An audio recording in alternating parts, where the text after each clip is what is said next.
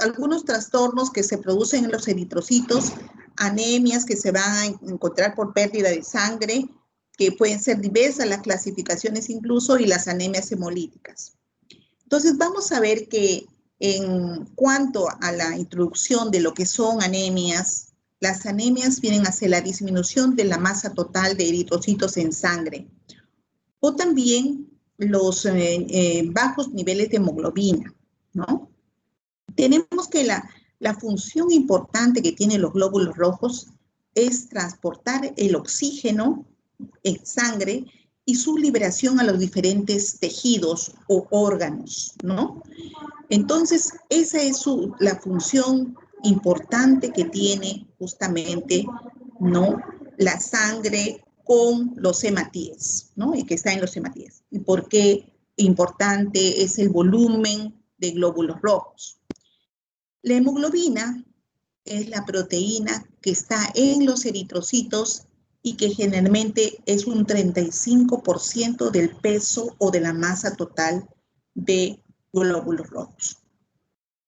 Entonces, nos importa no solamente la cantidad, sino la concentración de esta hemoglobina, ¿no? Entonces, vamos a ver que los glóbulos rojos tienen valores importantes cuando vamos a hacernos una prueba, ¿no?, de sangre. El volumen, la cantidad de glóbulos rojos que presenta cada persona. Y vamos a ver que los glóbulos rojos tienen valores normales en el varón como en la mujer. En el varón generalmente es de 4.6 a 6.2 millones, mientras que en la mujer es de 4.2 o 4.200.000 a 5.400.000. Esos valores pueden variar de acuerdo a la altura del nivel del mar. Sabemos que generalmente las personas que viven en altura, las cifras van a variar, ¿no? La hemoglobina, por lo tanto, también tiene sus valores normales. En el varón, generalmente de 13 a 16 gramos por decilitro, mientras que en la mujer es de 11.5 a 14.5 gramos por decilitro. Incluso sabemos que esta hemoglobina puede ser variada en las zonas de altura, que hay personas que pueden tener hasta 17 y hasta 18 gramos, ¿no? Pero por eso le digo, lo importante es dónde, en qué lugar se está tomando la persona su muestra de sangre, si está viviendo en la altura, está viviendo en la costa. Ahora, hay otras variables importantes que tenemos que considerar. La transferrina. La transferrina es una proteína que es producida por el hígado, ¿no? Y que nosotros la vamos a adquirir a través de la alimentación, ¿no? Y vamos a ver cuál es la función de la transferrina. La transferrina tiene una función importante de transportar el hierro hacia la médula ósea, hacia los músculos y hacia el vaso. Y tiene sus valores normales. Esos valores normales para el varón de 215 a 365 miligramos por decilitro y en la mujer de 250 a 380. Vamos a ver que generalmente esta transferrina luego va a ser convertida en ferritina y va a ser almacenada como ferritina. Entonces la ferritina es una proteína almacenadora, transportadora y liberadora en forma controlada del hierro, ¿ya? Que son realmente estas también muy importantes, o sea, estas proteínas que se encuentran, ¿no?, en la sangre y cuyos valores están entre 10 a 12 picogramos por decilitro. Luego tenemos que dentro de ellas hay un grupo de las que vamos a estudiar ahora porque hay diversos, están clasificadas de diversas formas para poderlas estudiar porque son numerables. Las anemias hemolíticas, que tienen, por ejemplo, una característica muy importante, que es la destrucción prematura de estos eritrocitos por debajo de los 120 días. Ustedes saben que el glóbulo rojo vive más o menos 120 días, pero ellos se destruyen antes de los 120 días, ¿no? Otra es la elevación de las concentraciones que hay de la eritropoyetina e incremento compensador de la eritropoiesis. Y otra es que haya una acumulación de estos productos de degradación de la hemoglobina liberados por degradación de los eritrocitos y derivados de la hemoglobina. Entonces, vamos a ver cómo se van presentando estas anemias. Tenemos dentro de estas anemias que clasificar que ya, como hemos dicho, las anemias hemolíticas se caracterizan porque hay una destrucción de los hematíes en forma precoz antes de los 120 días. La hemólisis puede ser en el espacio tanto intravascular como en el espacio extravascular, en el hígado o también en el vaso, ¿no? Y vamos a ver que los glóbulos rojos de la sangre se destruyen más rápido de lo que la médula ósea puede producir. O sea, si esto se destruye mientras la médula ósea está produciendo, ellos ya se han destruido, ¿no? Entonces la anemia hemolítica puede ser intrínseca y ahí tenemos la destrucción de estos glóbulos rojos debido a un defecto en los glóbulos rojos, pero que esos defectos pueden ser hereditarios, ¿no? Dentro de ella tenemos la anemia drepanocítica y la talasemia. Entonces vamos a ver que generalmente las anemias hemolíticas extrínsecas, vamos a ver que los glóbulos rojos ahí se producen normalmente, pero pueden ser destruidos o atrapados en el vaso, generalmente por infección o también por fármacos. Por eso no es tan fácil que las personas se mediquen, no se automediquen cuando pueden ir de repente a una anemia hemolítica. Las anemias hemolíticas congénitas tenemos aquí que pueden ser por defecto en la membrana celular. Dentro de ellas vamos a tener la esferocitosis congénita y la ovalocitosis congénita. Y dentro de las enzimopatías, ahí vamos a tener al déficit de la glucosa 6-fosfato deshidrogenasa y al déficit de la piruvatoquinasa. Luego tenemos las hemoglobinopatías. Ahí vamos a tener a la anemia drepanocítica, como de ellas, dentro de ellas la alteración de la hemoglobina C y la methemoglobina. Y dentro de ellas las talasemias, que es otro grupo donde está la talasemia mayor y la talasemia menor, ¿no? Entonces, en las anemias hemolíticas también pueden ser anemias adquiridas. Y dentro de ellas vamos a ver las inmunológicas y las no inmunológicas. Las inmunológicas vamos a tener que los anticuerpos calientes idiopáticos van a estar asociados a otras enfermedades sistémicas, muchas de ellas como el lupus eritematoso sistémico, como la leucemia linfoblástica crónica, como el linfoma no Hodgkin, como fármacos, dentro de ellos la metildopa, la cefalosporina. Posteriormente vamos a ver que también se va a producir, ¿no?, en ellos transfusión de hematíes a un trasplante de órganos, ¿no? Y tenemos que hay anticuerpos fríos que pueden ser idiopáticos por infecciones, generalmente infección por micoplasma, por el Epstein-Barr, ¿no?, o linfomas que desarrollan reacción transfusional hemolíticas, como la enfermedad hemolítica en el recién nacido, ¿no? Luego, otra puede ser dentro de estas anemias hemolíticas adquiridas que no sea de origen inmunológico, como ocurre la anemia hemolítica microangiopática, ¿no? Dentro de ellas están la púrpura trombocitopénica trombótica, el síndrome urémico hemolítico, las infecciones que pueden ser por toxoplasmosis, por malaria, por leishmania o por el Clostridium perfringens. Y dentro de ellas también no inmunológicas vamos a tener algunos factores químicos y físicos, como también fármacos, que pueden producir este tipo de anemia hemolítica, como es la ciclosporina y también las sulfas, ¿no? Dentro de ellas vamos a ver algunas drogas también, como la cocaína, ¿no? Los metales como el plomo, como el cobre, el veneno de algunas loxoceles o arañas, ¿no? Abejas, avispas y víboras pueden producir anemias hemolíticas. También quemaduras graves, la hemoglobinuria paroxística nocturna y el hiperesplenismo. Entonces, Luego tenemos que dentro de ellas ya hemos mencionado a las, algunas de estas alteraciones en los hematíes, como es la esferocitosis hereditaria. La esferocitosis hereditaria es un defecto intrínseco de la membrana del eritrocito que da la forma esférica, ¿no? Y dentro de ellas vamos a ver qué es lo que va a producirse, una hemólisis leve o moderada, ¿no? Entonces, vamos a ver que generalmente esta alteración es porque los hematíes se van a tornar con una membrana bastante dura, van a ser bien, por algo se llama esferocitos, son bien redondos, no son bicóncavos. Entonces, por lo tanto, estos glóbulos rojos van a ser con una membrana endurecida. No pueden pasar fácilmente por los diferentes vasos, ¿no?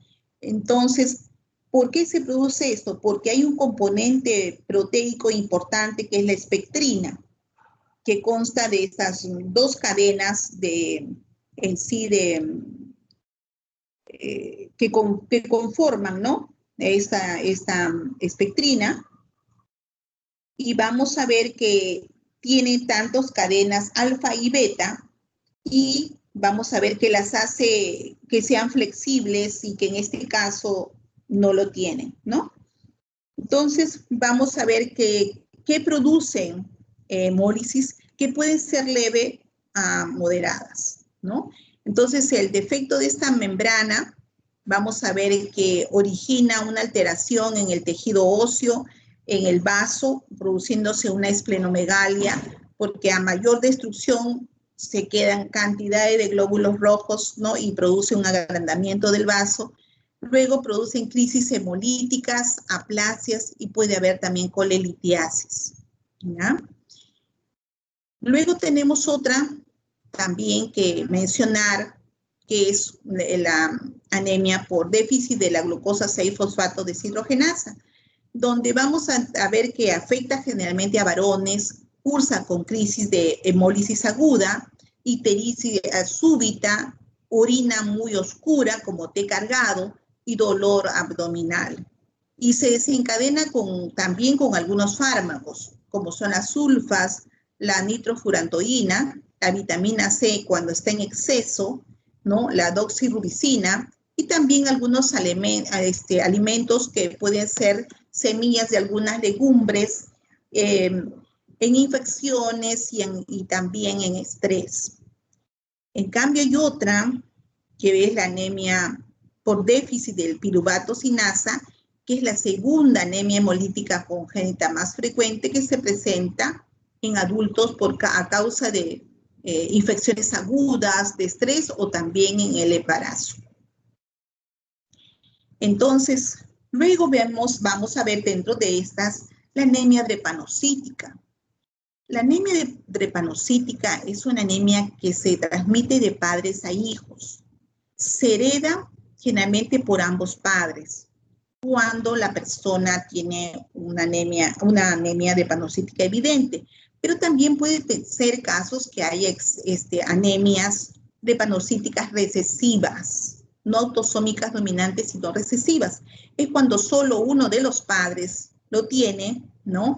Entonces la persona es una transportadora de la enfermedad, pero ella no sufre la enfermedad. Entonces los glóbulos rojos tienen una forma de disco, pero presentan una forma semilunar, como lo están viendo aquí. Las células, los glóbulos rojos son unas células normales redonda, ¿no? Puede ser estas que en la anemia drepanocítica son algo falciformes o en formas como de un platanito, algo de una semiluna, ¿no? Y vamos a ver qué causa este tipo de anemia. Generalmente va a tener una hemoglobina anormal, llamada también la hemoglobina S. Y vamos a ver que esta hemoglobina S hace que cambie la forma del hematíe, ¿no? Entonces cambia la fórmula del glóbulo rojo. Y los glóbulos rojos, al cambiar la forma, vamos a ver que ya no es tan fácil su pasaje por medio de los vasos. ¿Por qué? Porque van a quedar secuestrados, ¿no? Se van a quedar detenidos, secuestrados en pequeños vasos. ¿Y qué es lo que va a ocasionar? Luego, ruptura del vaso, ¿no? Entonces, por eso se produce dolor, ¿no? Porque impide el pasaje, ¿no? Se puede interrumpir el flujo sanguíneo, o sea, ya no hay la misma irrigación hacia el órgano comprometido, que en este caso puede ser el hígado o el vaso, ¿no? Disminuye la cantidad de oxígeno en esos tejidos, entonces la persona empieza a presentar síntomas, ¿no? Dentro de esos síntomas, ¿qué es lo que vamos a encontrar? Episodios de dolor lumbar, ¿no? En las articulaciones, en el tórax, en las piernas, llamadas también crisis, que pueden durar horas como pueden durar días. Entonces la persona, ese es el síntoma que va a llevar a un paciente a un hospital, el dolor. Puede haber también una erección dolorosa y prolongada, que se llama priapismo. Esto está presente generalmente en los varones, ¿no? Puede haber una visión borrosa, ¿no? Muy pobre, o de lo contrario puede llegar incluso hasta la ceguera. Pueden haber úlceras en las piernas, generalmente esto se presenta más en adolescentes y algunos adultos jóvenes. Entonces, ¿qué hacemos frente a estas alteraciones? Tenemos que pedir algunos exámenes auxiliares para poder determinar la causa de esta anemia.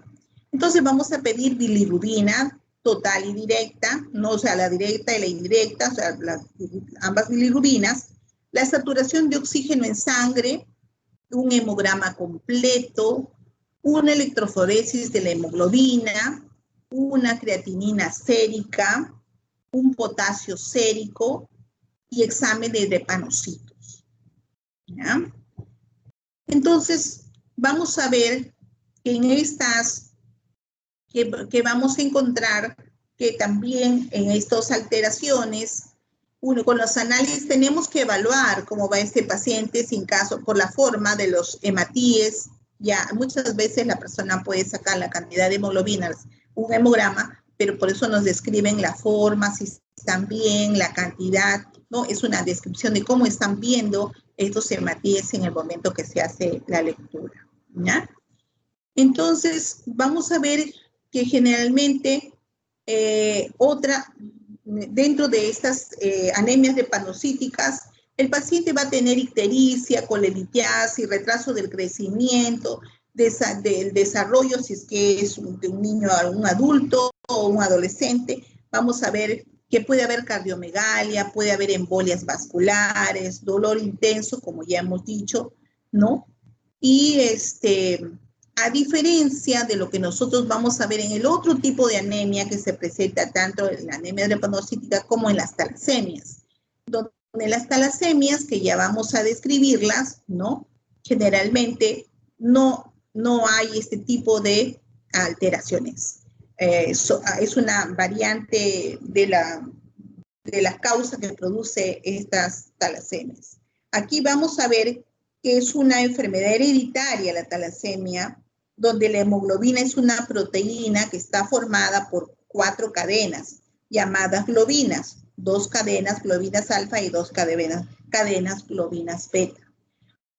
En la talasemia alfa, que vamos a ver que este tipo de talasemias, por eso estas talasemias son importantes estudiarlas, porque no siempre están presentes en nuestra población, tienen a veces alguna, por ejemplo, es más frecuente la talasemia alfa que se presente en personas que viven en Asia o en África, por déficit de la cadena alfa de estas globinas, y se debe a mutaciones en los genes del cromosoma 16 y muchas veces en mujeres gestantes causa abortos, muerte.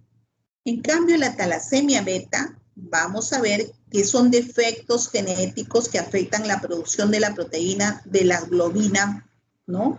De las cadenas de la globina beta.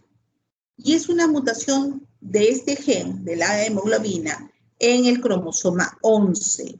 Y generalmente son autosómicas recesivas. O sea, esta es una de las talasemias que se encuentra frecuentemente en alguna población, en algunos grupos de personas que aparentemente no tienen, o sea, pasan muchas complicaciones y problemas hasta poder hacer con un estudio realmente direccionado a buscar la causa de por qué tiene esa anemia, se encuentra este tipo de anemia porque es una recesiva, no es una dominante. Entonces, vamos a ver que en la talasemia, la hemoglobina va a estar compuesta, como hemos dicho, por estas dos tipos de globinas, alfa y beta, y ahí se diferencian también, las describen como talasemia mayor y talasemia menor. La talasemia mayor también está llamada anemia de Cole. Y la talasemia alfa, o sea, por globinas alfa, se hereda por un gen defectuoso en ambos padres y para que ellos puedan padecer de esta talasemia mayor. Mientras que la talasemia beta menor se presenta si uno de ellos recibe el gen defectuoso. Entonces, ellos van a ser portadores, pero no van a tener la enfermedad. Son recesivos, ¿no? Y en las gestantes vamos a ver que ocasiona muerte del bebé. Si estos nacieran, van a tener una anemia severa durante el primer año de vida. Van a necesitar muchas transfusiones, ¿no? Entonces, el tratamiento que hay en estas talasemias y en estas primeras anemias es la transfusión de sangre, ¿no? Y muchas de las veces transfusiones de sangre, y otras veces podemos llegar al trasplante de médula ósea para poder, ¿no? Superar estas alteraciones que podrían presentarse en estos pacientes, ¿no? Entonces, como les digo, este es el motivo por el cual estas anemias, ¿no? Según no solamente es pedir cuando estamos en una consulta sobre el hemograma, sino sobre la forma de los hematíes, sobre las características que puede demostrar el paciente, si siente dolor, no siente dolor, o qué otras alteraciones presenta, ¿no? Otra vamos a ver que es la hemoglobinuria paroxística nocturna, que también es otro tipo de anemia hemolítica por una alteración clonal adquirida, no maligna, ¿no? Por una mutación somática en el gen, el fosfatidil inositol glicano de la clase A, ¿no? O también llamada PIGA, que se requiere en la síntesis de este glicol fosfatidil inosil en las células madre. Y vamos a ver que está ubicado generalmente en el brazo corto del cromosoma 10. Se presenta como un defecto de esta membrana adquirida secundaria también a una mutación que afecta el estirpe de las células mieloides. Y en estos genes son los PIGA los que van a producir una hemólisis intravascular y los va a predisponer a infecciones, a trombosis intravascular. Puede ser causada también por infecciones, por estrés, por esfuerzos físicos.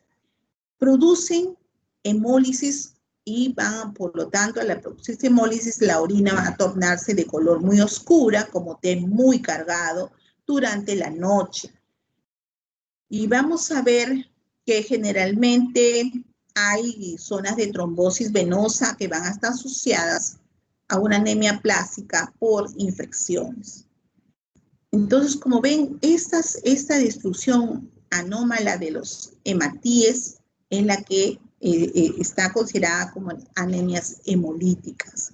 Aparte de lo que estamos describiendo, muchas de ellas son de origen hereditario, se asocian a genes, alteraciones, ¿no?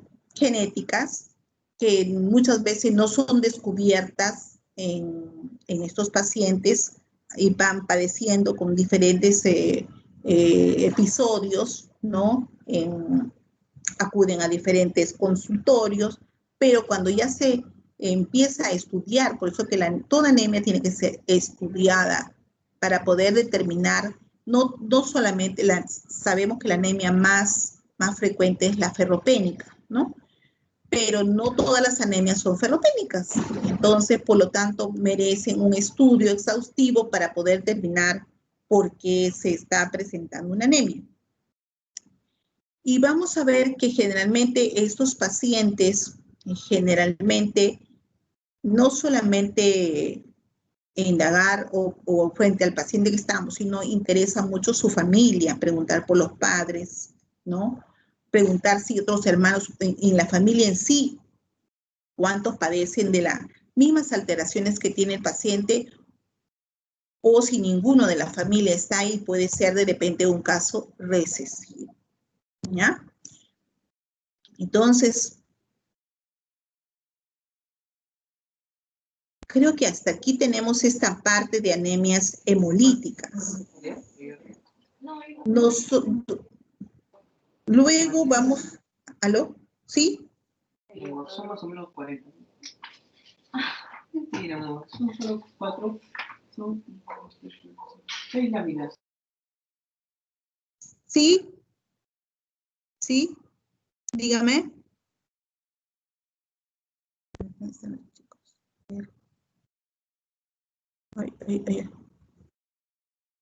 A ver. ¿Dónde están? A ver, los escucho. Espérate, vamos a ver, ya, a ver, espérate. Los escucho. Porque mañana vamos a seguir con las... Uy, ¿por qué está? A ver, ¿dónde está? Aquí creo que están ellas, ¿no? Ajá. ¿Por qué? Unirse. Ah, no. Espérate. No, aquí es, aquí. Ya, no les veía. Ya. ¿Sí? ¿Escuchan? Sí se escucha, doctora. Ya. No sé si Ahorita, sí, compañeros.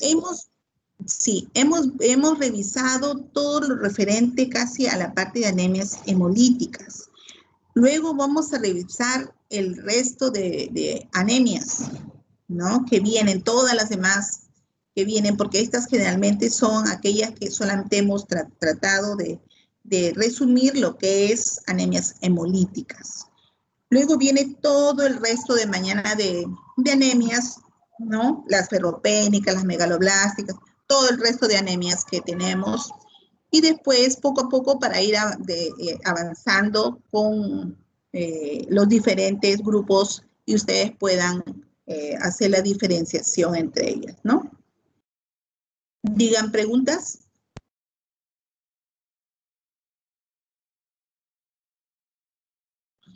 No me contesta. ¿Preguntas? Sí. Parece que no hay preguntas. Ya. Solamente faltaría nada más descargar la lista de asistencia. Ya.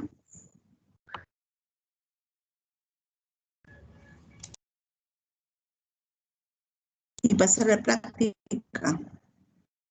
Sí, doctora. Y el día de Sí. mañana también esperarla para la teoría que continúa. Sí. El día de mañana es más larguita la práctica, más larga la clase. Así que vamos a empezar puntual, ¿ya? Ya, Porque doctora, mañana muchas tenemos gracias. más anemias, ¿ya? Muchas gracias, doctora. Después de que descarga la lista de asistencia, ya da finalizada la reunión, por favor. Ya, para entrar con el grupo de práctica.